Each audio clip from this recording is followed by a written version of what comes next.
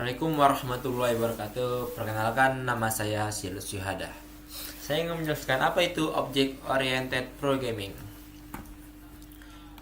Oke, sebelumnya kita belajar konten dasar. Kalian bisa klik dengan link ini. Apa itu Object Oriented Programming?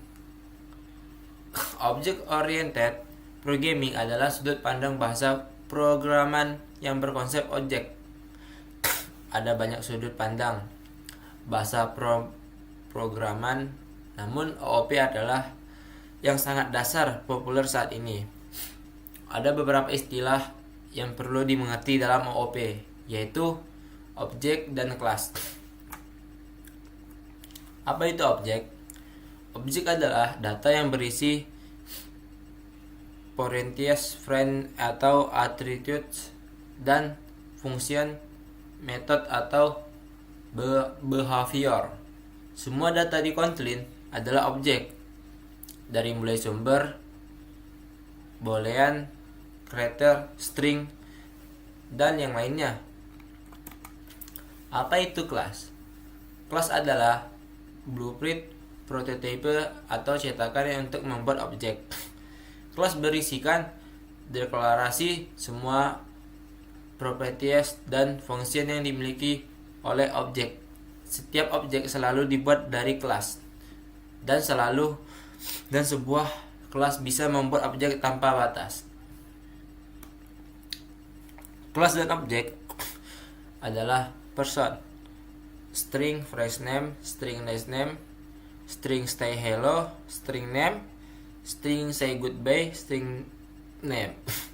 Contohnya krete ini, Eko, Joko, Budi. Kelas dan objek car. String name, string bread, string engine, string engine. Contohnya Avanza, Almas, mobil. Nama Avanza dan brand. Kelas, kita masuk ke kelas. Membuat kelas. Untuk membuat kelas itu di Kotlin kita bisa menggunakan kata kunci kelas. Membuat kelas di Kotlin tidak ada aturan harus sama dengan file seperti di Java.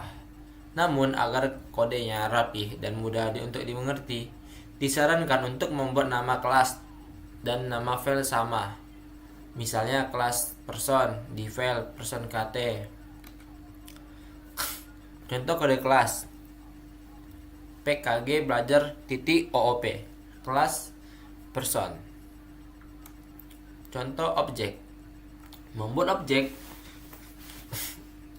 di Kotlin sangat mudah, mirip seperti memanggil function dengan menggunakan nama kelas. Di Kotlin tidak butuh kata kunci khusus untuk membuat objek. Misalnya jika di Java kita butuh menggunakan kata kunci new untuk membuat objek. Contoh kode objek PKG belajar .oop, kelas person, fun main, string ini file echo sama dengan person ini. Oke. Selanjutnya kita kembali ke properties. Properties atau fields atau attributes adalah data yang bisa disisipkan di dalam objek. Namun, sebelum kita memasuki data di properties, kita harus mendeklarasikan data apa aja yang dimiliki objek tersebut di dalam deklarasi kelasnya. Membuat properties sama seperti membuat variabel, bisa mutable atau importable.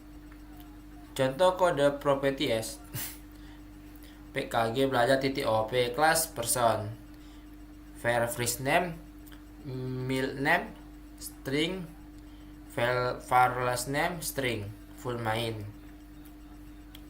Manipulasi properties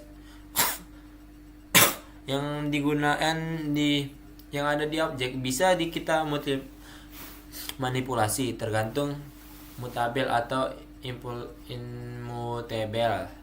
Jika mutable berarti kita bisa mengubah propertiesnya, namun jika immutable-nya kita hanya bisa mengambil data propertiesnya saja.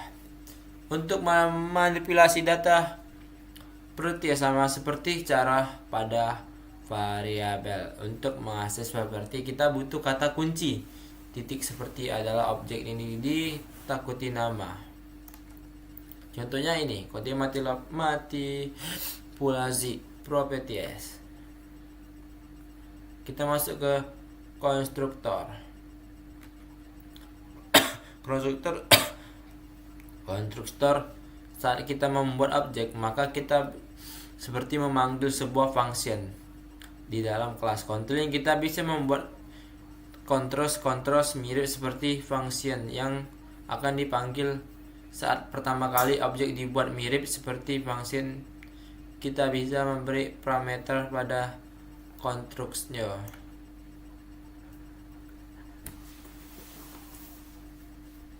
Kelas person. Contoh kode konstruktor. Ini dia kodenya. Kita bisa lanjut ke kode menggunakan konstruktor ini ya kode ya. Fun main file echo, kita fresh name ini. Kita lanjut ke initializer block. Initializer block adalah kode yang akan sesuai dengan konstruktor dipanggil. Kita bisa memasuki kode program. Cukup sekian, ini dia dari saya. Ini kode-kodenya. Terima kasih. Wassalamualaikum warahmatullahi wabarakatuh. Amin.